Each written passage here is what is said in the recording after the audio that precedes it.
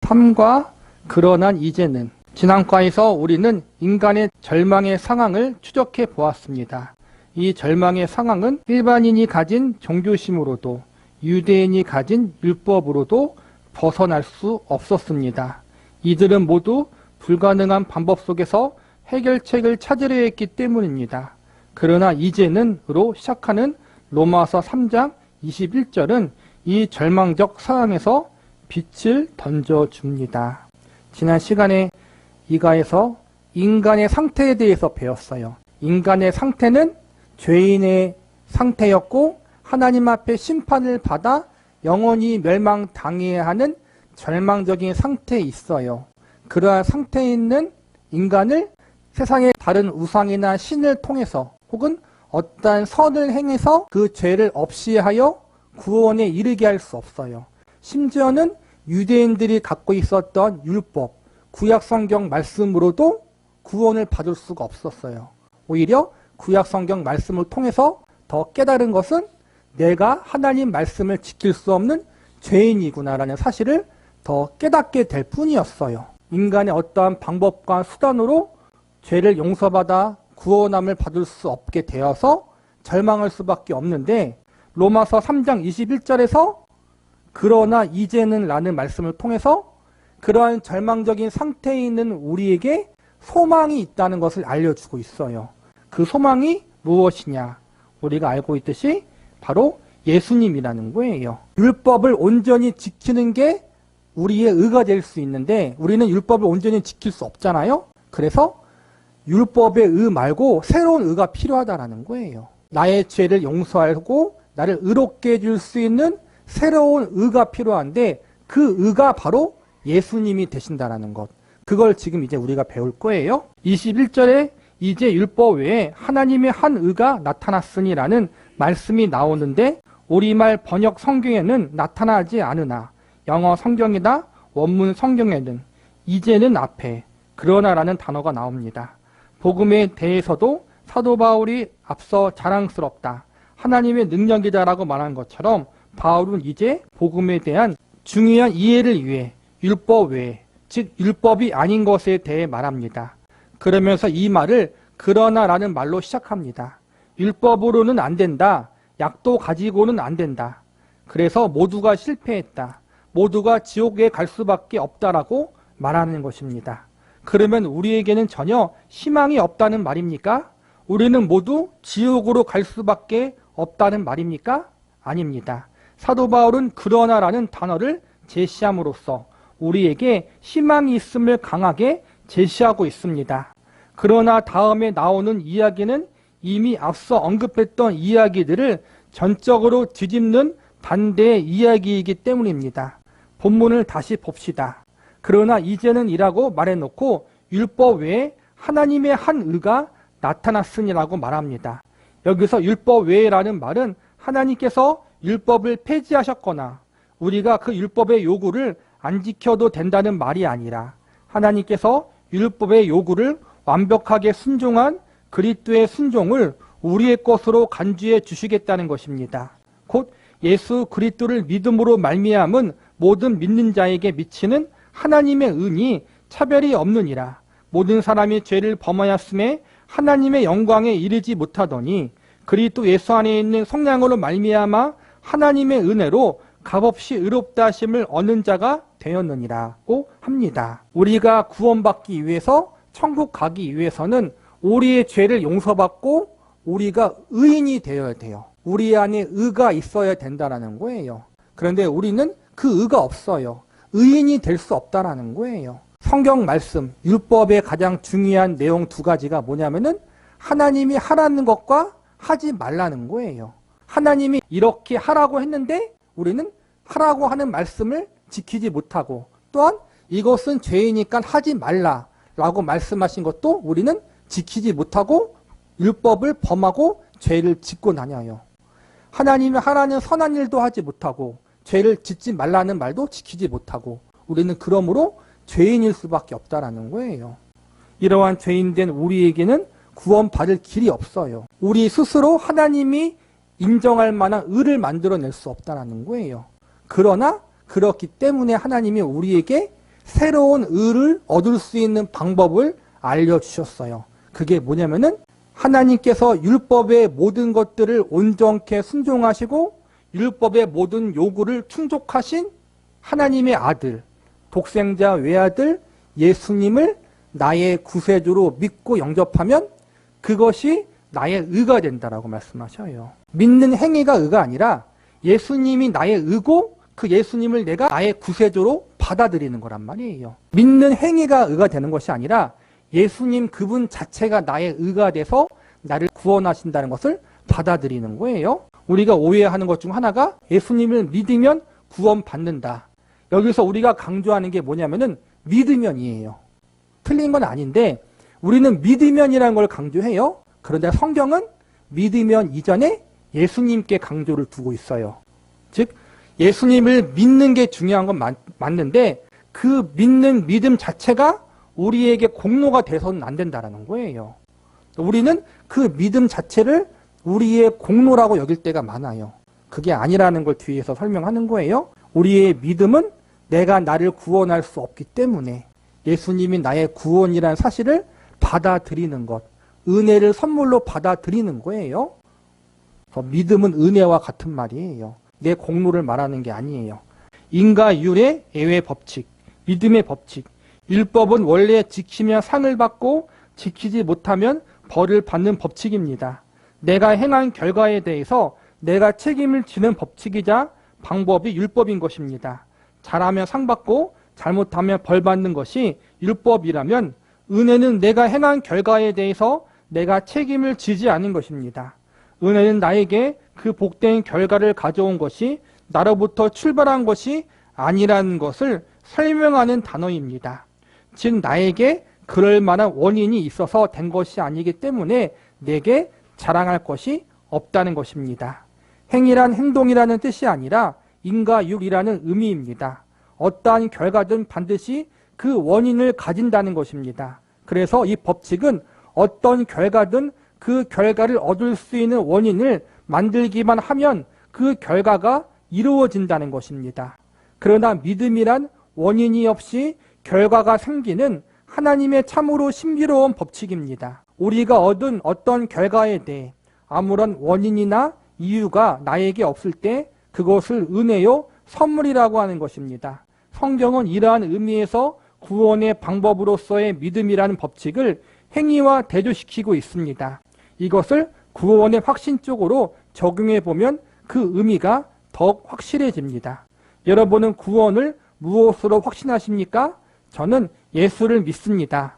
저는 죄인임을 인정하고 회개합니다. 이런 답들은 다 훌륭한 대답일 수 있습니다. 그러나 이것을 구원의 원인이라고 생각한다면 그것은 성경이 그토록 집요하게 지적하는 율법이요, 행위요, 곧 인과율이 된다는 것입니다. 우리가 구원받을 수 있는 것은 예수님 때문이에요. 예수님을 믿어야 돼요. 내가 죄인됨을 인정하고 회개하고 예수님을 믿는 게 복음의 내용이 맞아요.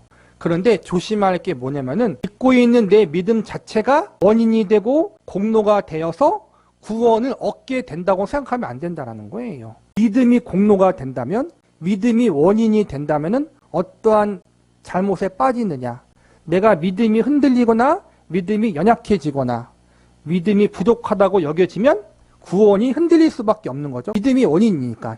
저와 여러분의 믿음 상태는 교회에서는 좋지만 다시 집으로 돌아가면 떨어지잖아요. 그리고 내가 은혜 받았을 때는 믿음이 충만하지만 여러 가지 고난과 환난을 겪었을 때, 여러 가지 어려운 문제를 당할 때 우리의 믿음은 흔들려요. 떨어져요. 그 믿음이 너무나 떨어져서 하나님을 원망할 때가 있고 하나님을 부정할 때가 있어요. 근데 믿음이란 게 늘 왔다 갔다 한다는 거예요. 다 그래요.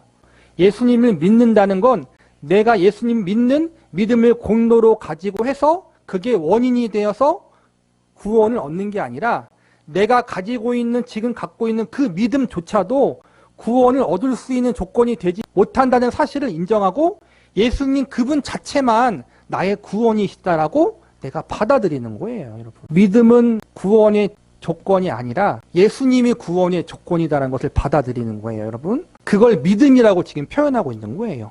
그러니까 우리가 지금 믿음의 본질이 무엇인지를 이야기하는 거예요. 성경에서 예수님을 믿으면 구원받는다라는 의미에 대해서 그 과정에 대해서 이야기하는 거예요. 우리는 결과 그 자체만으로 확실하지 않을 때 원인을 점검합니다. 결과가 분명치 않아 보여도 그 원인이 분명하다면 우리는 결과를 확신할 수 있습니다. 그런데 자신의 구원을 확신하기 위하여 인과율을 동원할 때 참으로 이상한 일이 일어납니다.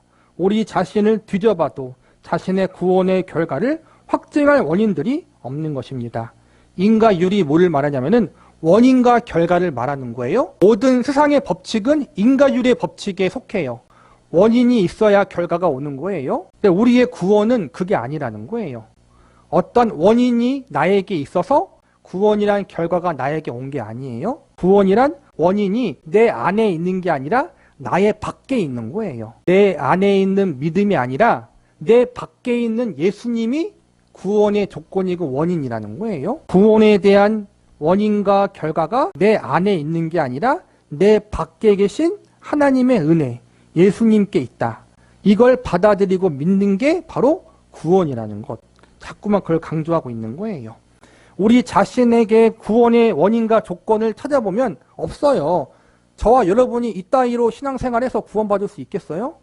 저와 여러분이 갖고 있는 그 믿음이라는 것이 아까 말한 것처럼 늘 흔들려요. 그 믿음을 가지고 여러분 우리는 구원받을 수가 없어요.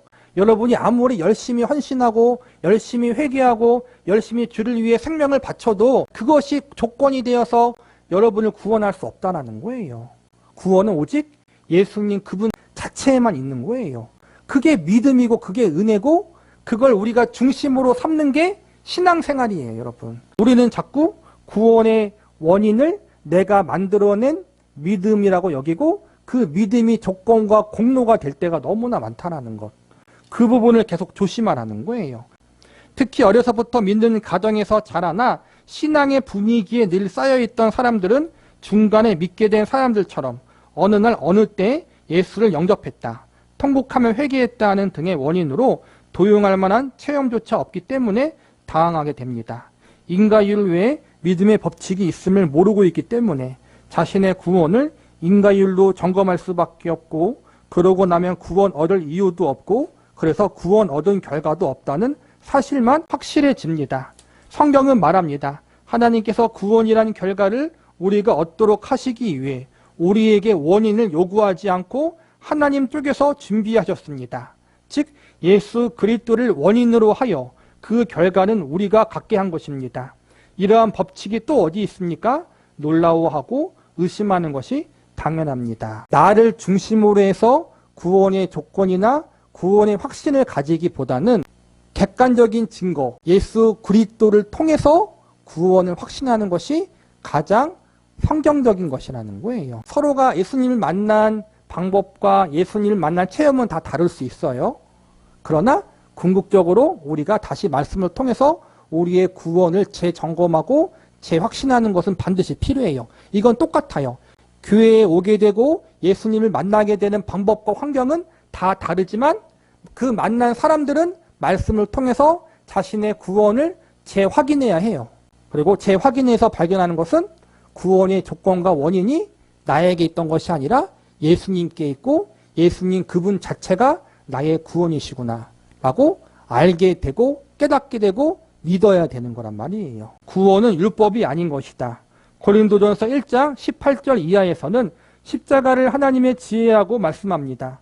우리의 구원의 원인은 늘 예수 그리스도요 그분의 십자가뿐입니다. 그래서 우리는 우리가 얻은 구원을 은혜라고 하고 믿음으로 구원을 얻는다라고 말합니다.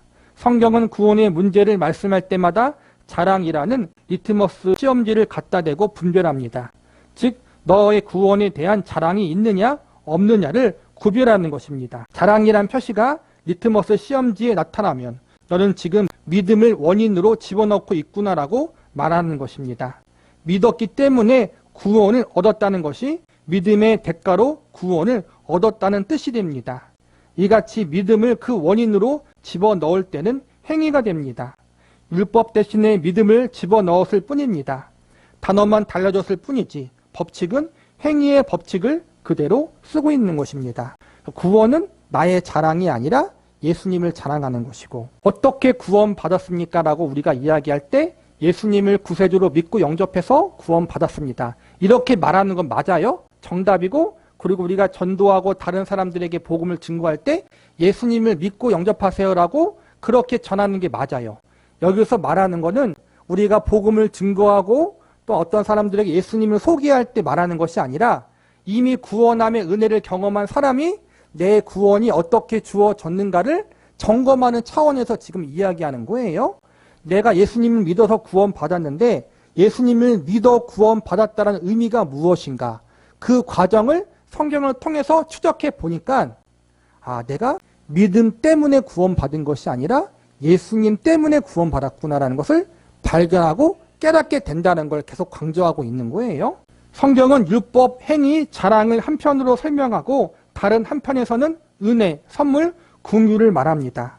또한 행위에 반대되는 말로 믿음이란 말을 사용하고 율법의 반대로 복음이란 말을 사용합니다. 그래서 바울의 후자 영역에 속하는 단어들의 의미를 정확히 이해시키기 위해서 율법 이외의 것이라고 표현하는 것입니다. 이 구분을 이해할 수 있어야 합니다.